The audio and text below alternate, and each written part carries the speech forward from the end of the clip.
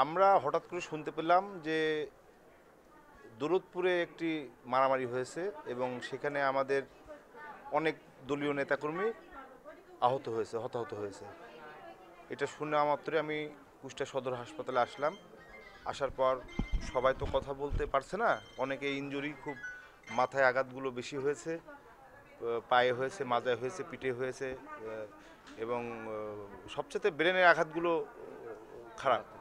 তো সবচেয়ে দুঃখজনক হলো, দেখেন, জুলাই আগস্টের আন্দোলনে শেখ হাসিনা দেশের প্রধানমন্ত্রী ছিলেন, সে প্লেনে করে বাংলাদেশ থেকে পালিয়ে চলে যায়। সেই সাথে যারা দুর্নীতিবাজ, মন্ত্রী, সন্ত্রাসী, কিছু সংখ্যক মানুষ এই দেশ থেকে পালিয়ে যায়। কিন্তু আওয়ামী লীগের ক্যাডার বাহিনী, দোসর বাহিনী, এরা কিন্তু সারা বাংলাদেশে রয়ে গেছে। তারই প্রতিচ্ছবি আপনারা দেখতে পেয়েছেন। এরম কুষ্টিয়া জেলাতে আনাচে কানাচে সব জায়গায় আওয়ামী লীগের দ্বারা দোসররা তারা ঘুরে বেড়াচ্ছে নির্দ্বিধায়, তাদের কাছে অস্ত্র আছে। এবং এখনও এই মুহূর্তে যদি বিএনপির নেতাকর্মীদেরকে এইভাবে 60-70 জন মিলে আতঙ্কিত হামলা করে যদি বিএনপি নেতাকর্মীদেরকে মারে, যুবদলকে মারে, তে এর থেকে আমরা কি আশা করতে পারি?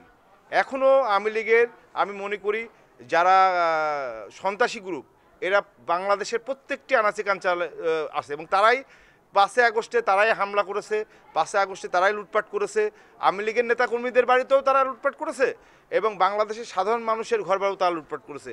তারই ধারাবাহিকতায় আজকে দেখেন কুষ্টিয়া জেলার প্রত্যেকটা অঞ্চলে আওয়ামী লীগের দোসররা এখনও রয়ে গেছে এবং যারাই লুটপাট করেছে, অস্ত্রবাজি করেছে, চাঁদাবাজি করেছে, হত্যা করেছে, আমাদের নামে মিথ্যা মামলা দিয়ে হাজার হাজার মামলা দিয়েছে, তারাই দেখেন হঠাৎ করে আজকে আতঙ্কিতভাবে এই কুষ্টিয়া দৌলতপুর থানাতে আমাদের একটি ছেলে মজনু ও দৌলতপুর থানা যুব দলের যুগ্ম আহ্বায়ক, এত ভালো ছেলে, এর মতো ভালো ছেলে আপনারা একটু তদন্ত করে দেখেন, এর মতো ভালো ছেলে হয় না। আমার কষ্ট লাগছে এটাই যে এরকম একটা ভালো ছেলের গায়ে যদি এইভাবে এরা আঘাত করতে পারে, তাহলে এরা এখন আগামী দিনে কি করতে পারে? এই জন্য আমি চাই, দেশবাসীর কাছে চাই, এদের শাস্তি পেতেই হবে। এই এই এই যে আজকের যে ঘটনা ঘটেছে, আমরা নিন্দা জানাই।